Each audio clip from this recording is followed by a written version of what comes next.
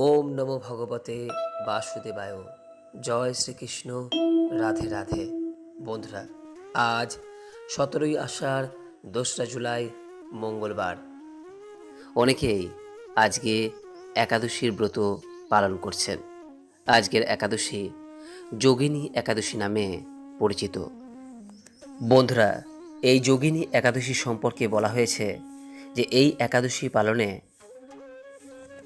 88,000 ব্রাহ্মণকে ভোজন করানোর ফল লাভ হয়। বলা হয়, যদি কোনো কারণে কোনো ব্যক্তি যদি এই একাদশীর ব্রতটি পালন করতে নাও পারেন, কেবলমাত্র এই ব্রত কথাটি শ্রবণ করে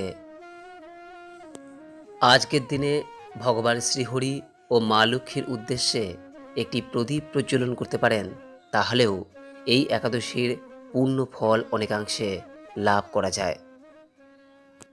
বন্ধুরা, যে কোনো একাদশীর পূর্ণ ফল পেতে গেলে সেই একাদশীর ব্রত কথাটি অবশ্যই শ্রবণ করতে হয়।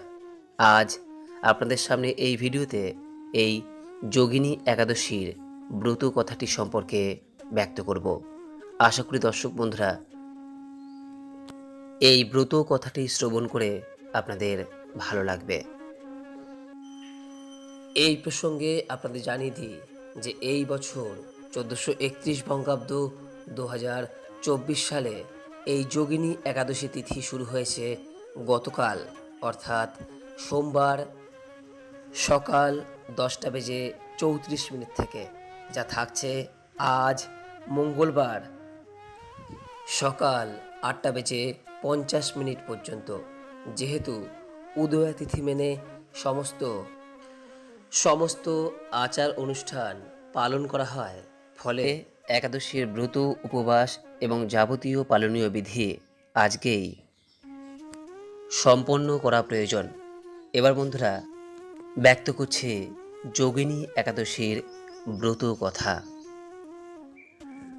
ব্রহ্ম বৈবর্ত পুরাণে এই যোগিনী একাদশীর ব্রত কথাটি যুধিষ্ঠির শ্রীকৃষ্ণ সংবাদে বর্ণিত রয়েছে।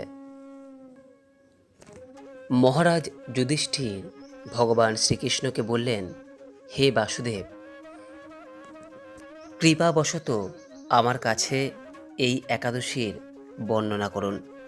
ভগবান শ্রীকৃষ্ণ স্মিত হেসে এই একাদশীর মাহাত্ম্য কথা বলতে শুরু করলেন। হে মহারাজ, সকল পাপ বিনাশিনী ও মুক্তিপ্রদ এই উত্তম ব্রতের কথা আপনাকে বলছে। আপনি মনোযোগ সহকারে শ্রবণ করুন। এই কৃষ্ণপক্ষিয়া একাদশী যোগিনী একাদশী নামে পরিচিত। মহাপাপ বিনাশকারী এই তিথি পাপ সাগরে পতিত মানুষের উদ্ধার লাভের একমাত্র নৌকাস্বরূপ। ব্রত পালনকারীদের পক্ষে এটি সর্বশ্রেষ্ঠ ব্রত নামে প্রসিদ্ধ। এ প্রসঙ্গে আপনাকে একটি পবিত্র পৌরাণিক কাহিনী শোনায়। একসময় অলকানগরে শিব ভক্ত পরায়ণ কুবের নামে এক রাজা ছিলেন। তিনি প্রত্যহ শিব পূজা করতেন। তার হেমমালি নামে একজন মালি ছিল এবং সে প্রতিদিন শিব পূজার জন্য মানস সরোবর থেকে ফুল তুলে যক্ষরাজ কুবেরকে দিত। বিশালাক্ষী নামে হেমমালির এক পরমা রূপবতী পত্নী ছিল। সে তার সুন্দরী পত্নীর প্রতি অত্যন্ত আসক্ত ছিল।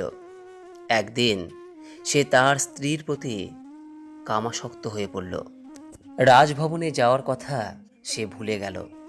বেলা 2 প্রহর কেটে যাওয়ার পর অর্চনার সময় চলে যাচ্ছে, অথচ ফুল এসে পৌঁছল না। এইসব দেখে রাজা অস্থির ও বিচলিত হলেন। মালির বিলম্বের কারণ অনুসন্ধান করতে এক রাজদূত প্রেরণ করলেন তার বাড়িতে। রাজদূত সব কিছু পর্যবেক্ষণ করে এসে রাজাকে জানালেন, হেমমালি গৃহে স্ত্রীর সঙ্গে আনন্দে মত্ত হয়ে আছেন। দূতের কথা শুনে কুবের রেগে তখনই মালিকে তার সামনে হাজির করতে আদেশ দিলেন। এদিকে মালি পূজার সময় অতিবাহিত হয়েছে বুঝতে পেরে অত্যন্ত ভয় পেল। তাই স্নান না করেই সে রাজার কাছে উপস্থিত হলো। তাকে দেখা মাত্র রাজা ভীষণ ক্রোধান্বিত হয়ে চোখ রাঙিয়ে গলা শিরা ফুলিয়ে দিয়ে ধমক দিয়ে বললেন, ওরে পাপিষ্ট দুরাচার, তুই দেব পূজার পুষ্প আনতে অবজ্ঞা করিস, রাজ কাজে অবহেলা করিস, তাই আমি তোকে অভিশাপ দিচ্ছি। তুই শ্বেত কুষ্ঠগ্রস্ত হয়ে যা এবং তোর প্রিয়তমা ভার্যার সাথে তোর চির বিয়োগ সংগঠিত হোক। ওরে নীচ, তুই এখনই এই স্থান থেকে ভ্রষ্ট হয়ে অধোগতি লাভ কর। কবিরের এই অভিশাপে হেমমালী তার পত্নীর সাথে স্বর্গভ্রষ্ট হয়ে দীর্ঘকাল যাবৎ কুষ্ঠরোগ ভোগ করতে লাগল। রোগের তীব্র যন্ত্রণায় সে নরক যন্ত্রণা দিনের পর দিন ভোগ করতে লাগলো। দিন কিংবা রাত কখনই সে সুখ পেত না। এভাবে শীত গ্রীষ্মে প্রচণ্ড বেদনায় বহু কষ্টে সে জীবনযাপন করতে লাগলো। কিন্তু দীর্ঘদিন মহাদেবের অর্চনের ফুল সংগ্রহণের সুকৃতির ফলে সে শাপগ্রস্ত হয়েও বৈষ্ণব শ্রেষ্ঠ শিবের বিস্মরণ কখনোই হয়নি। একদিন হেমমালী ভ্রমণ করতে করতে হিমালয়ে শ্রী মার্কণ্ডেয় ঋষির আশ্রমে উপস্থিত হল। কুষ্ঠরোগে পীড়িত স্বপত্নী হেমমালীকে দর্শন করে শ্রী মার্কণ্ডেয় তাকে জিজ্ঞাসা করলেন, তুমি কার অভিশাপে এই রকম নিন্দনীয় কুষ্ঠরোগগ্রস্ত হয়েছ? সে কাতর কণ্ঠে উত্তর দিল, হে মুনিবর, রাজা ধনকুবেরের আমি ভৃত্য ছিলাম। আমার নাম হেমমালী।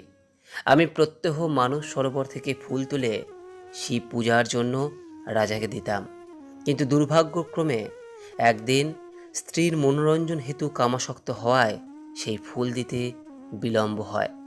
রাজার অভিশাপে এই রকম দুর্দশাগ্রস্ত হয়েছে। পরোপকারী সাধুগণের স্বাভাবিক কর্ম। হে ঋষি শ্রেষ্ঠ, আমি অত্যন্ত অপরাধী, কৃপা করে আমার প্রতি প্রসন্ন হন। এতে মার্কণ্ডেয় ঋষির মন বিগলিত হল এবং এই রোগ জ্বালা থেকে মুক্তির পথ তিনি বলে দিলেন, হে মালি, তোমার মঙ্গলের জন্য শুভ ফল প্রদানকারী এক ব্রতের উপদেশ দিচ্ছি। তুমি আষাঢ় মাসের কৃষ্ণপক্ষের যোগিনী নামক একাদশী পালন করো। এই ব্রতের পূর্ণ প্রভাবে তুমি অবশ্যই কুষ্ঠব্যাধি থেকে মুক্ত হবে। শ্রীকৃষ্ণ বললেন, মার্কণ্ডেয় ঋষির উপদেশ শ্রবণ করে হেমমালী তাকে প্রণাম জানিয়ে আশ্রম ত্যাগ করল।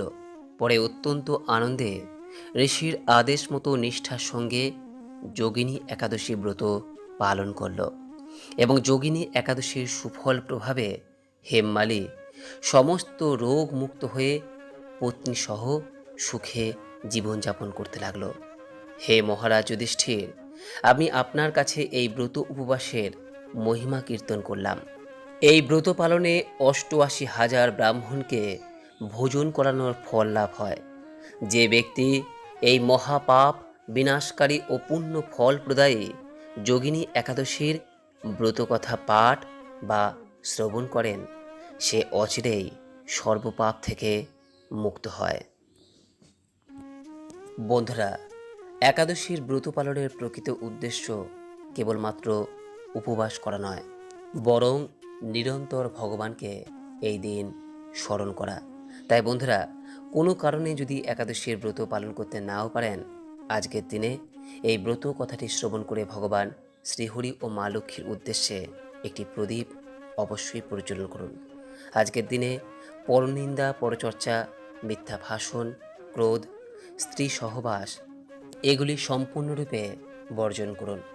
আশা করি দর্শক বন্ধুরা, এই ব্রত কথাটি শ্রবণ করে আপনাদের ভালো লেগেছে। কোনো প্রশ্ন বা মতামত থাকলে নিজের কমেন্ট বক্সে অবশ্যই জানাবেন। পরবর্তী সময়ে এই চ্যানেলে ভিডিও পেতে চ্যানেলটিকে সাবস্ক্রাইব করে রাখবেন ও পাশে থাকা নোটিফিকেশান বেল আইকনটিকে ক্লিক করে রাখবেন।